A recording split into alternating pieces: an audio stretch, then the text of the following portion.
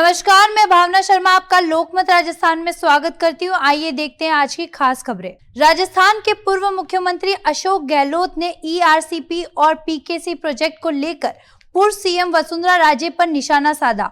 गहलोत ने कहा, राजे 2 बार मुख्यमंत्री रही, इन प्रोजेक्ट्स का पूरा अध्ययन किया है। ईआरसीपी या पीकेसी ये सब बकवास है। गहलोत ने आगे कहा, वसुंधरा राजे खुद कह रही है कि अगले 9 साल तक कुछ होने वाला नहीं है। ऐसे में जनता को बेवकूफ क्यों बना रहे हैं? उन्हें मालूम है कि पीकेसी और ईआरपीसी के नए एमओयू में दम नहीं है।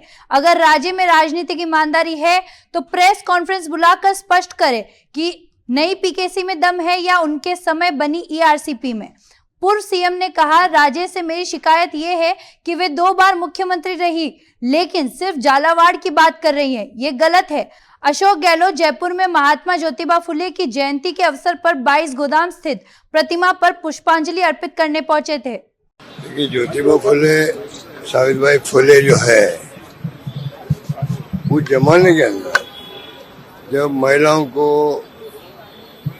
पढ़ाना ही पाप समझते थे, उस वक्त अगर उन्होंने स्कूल भी खोली, समाज के तबकों का विरोध झेला सावित्रीबाई फुले ने भी, और सावित्रीबाई फुले को खुद को पढ़ाया महात्मा ज्योतिबा फुले ने। तो वो ऐसा व्यक्तित्व था कि पूरे देश के अंदर आज उनकी चर्चा होती है। महाराष्ट्र के तो अंदर हर घर में, हर गांव के अंदर उनके नाम की संस्था बनी हुई है। तो ये तभी हो सकता है तब कोई त्याग की भावना से काम करे। मुख्यमंत्री भजनलाल शर्मा ने मोहाना मंडी में महात्मा ज्योतिबा फुले जयंती समारोह 2025 कार्यक्रम में शिरकत की। इस अवसर पर उन्होंने कहा कि महात्मा ज्योतिबा फुले ने समाज को एक नई दिशा दी, नारी शिक्षा, किसान अधिकार, सामाजिक न्याय की अलग जगाई। उनके विचार आज भी समाज में प्रासंगिक है। उन्होंने कुरीतियों के खिलाफ आवाज उठाई, शिक्षा का प्रसार किया। उनकी धर्मपत्नी सावित्रीबाई फुले ने भी समाजोत्थान में अहम योगदान दिया। सावित्रीबाई फुले जी पहली महिला शिक्षिका के रूप में शिक्षा की अलग जगाई। ज्योतिबा फुले जी का जीवन वंचितों, शोषितों के सशक्तिकरण को समर्पित रहा। आपने देखा होगा, हमने राजस्थान दिवस मनाया। राजस्थान दिवस में पूरे राजस्थान के अंदर हमने काम किया। आपने देखा होगा, हमारा सबसे पहले महिलाओं का सम्मेलन और महिला कैसे आगे बढ़ सकती है, इस विषय पर हमने काम किए। और हमारा पहला कार्यक्रम बाड़मेर के अंदर हुआ। दूसरा हमारा किसानों के साथ कि किसान हमारा कैसे उन्नत हो सकता है, क्या क्या आवश्यकता है, उस विषय को लेकर के हम चल रहे हैं। तीसरा हमारा युवा, क्योंकि जब तक हमारा युवा आगे नहीं बढ़ेगा, युवा हमारा रोजगार उन्मुखी नहीं होगा, चाहे वो सरकारी तौर पर हो, चाहे प्राइवेट तौर पर हो। आप देख रहे हैं, हमारी सरकार को लगभग 1.5 साल होने जा रहा है। हमने युवाओं के उत्थान के लिए, महिलाओं के उत्थान के लिए, किसान के उत्थान के लिए और गरीब और वंचित के उत्थान के लिए हमारी सरकार लगातार काम कर रही है।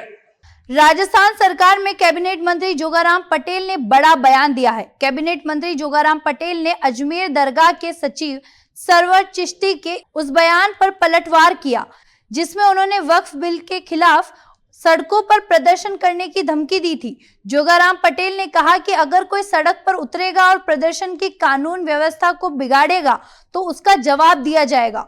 विधेयक के खिलाफ सड़क पर उतरकर लड़ाई करने को लेकर मंत्री ने कहा, किसी भी चीज का विरोध करना उनका हक है, अपनी लड़ाई लड़ना भी उनका हक है। वह अपना विरोध सुप्रीम कोर्ट में जाकर दर्ज करवा सकते हैं, रीट पिटीशन फाइल कर सकते हैं, लेकिन अगर कोई सड़क पर किसी तरह के लॉ एंड ऑर्डर बिगाड़ने की स्थिति पैदा होती है तो इसका जवाब देना बखूबी आता है। असेंबली में हो या पार्लियामेंट में हो, कोई भी माननीय सदस्य अगर कोई नारा लगाता है तो वो उसका अधिकार है, उसके बारे में कोई कमेंट्स में करने की स्थिति में नहीं हूँ।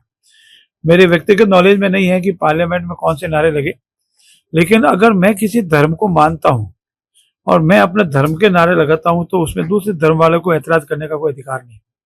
मेरा ये कर्तव्य है, मेरा ये धर्म है कि मैं दूसरे किसी समाज या किसी धर्म के संबंध में कोई भी गलत बात नहीं करूं। ये तो मेरा कर्तव्य है।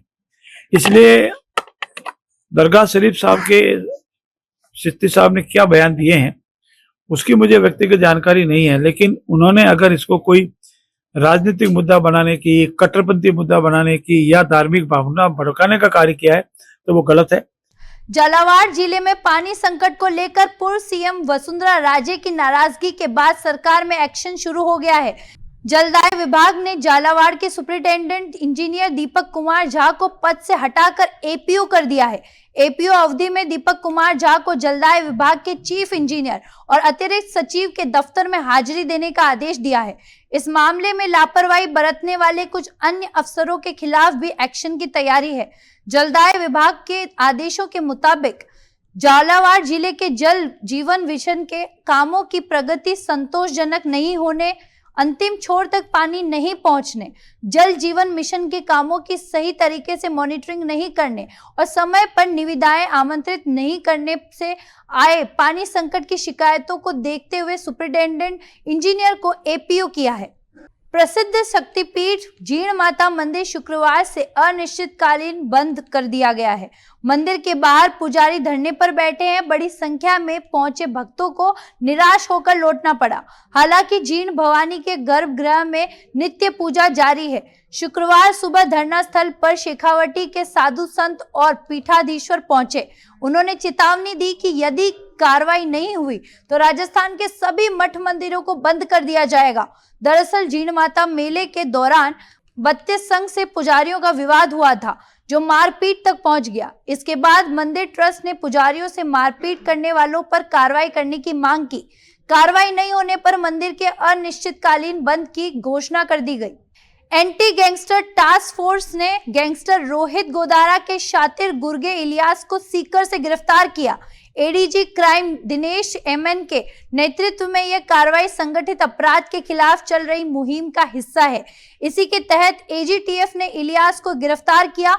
वह सीकर जिले के रामगढ़ शेखावटी का रहने वाला है। इलियास दुबई पुलिस में स्टोर कीपर के रूम में रहता था और काम करता था। वहां से रोहित गोदारा के ठिकानों और संपर्कों की व्यवस्था संभालता था। पड़ताल में सामने आया कि व्यापारियों से फिरौती वसूलने के लिए इलियास जानकारी जुटाता था और रोहित गोदारा गैंग की ओर से उसका इस्तेमाल किया जाता था। राजस्थान युवा कांग्रेस के वरिष्ठ प्रदेश सचिव रवि कुमार सिद्धार के नेतृत्व में आज प्रदर्शन किया गया। दरअसल रसोई गैस सिलेंडर, पेट्रोल, डीजल और खाद्य सामग्रियों के दामों पर प्रतिदिन हो रही बढ़ोतरी को लेकर यह प्रदर्शन किया गया। आपको बता दें, यह प्रदर्शन दिल्ली मुंबई राष्ट्रीय राजमार्ग 200 फीट चौराहे पर किया गया, जहां भाजपा सरकार का पुतला भी फूंका गया। सिद्धार ने कहा कि उज्ज्वला योजना के तहत राहत देने का नाम लेकर सिलेंडर दिए गए, लेकिन आज वही सिलेंडर भरवाने में आम आदमी असमर्थ है। महंगाई आम आदमी की कमर तोड़ रही है। राजस्थान में शुक्रवार को नए वेस्टर्न डिस्टर्बेंस के असर से मौसम अचानक बदल गया।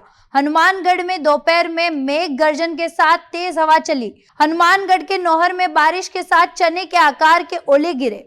वहीं डीडवाना कुचामन जिले के कुचामन सिटी में हल्की बरसात हुई।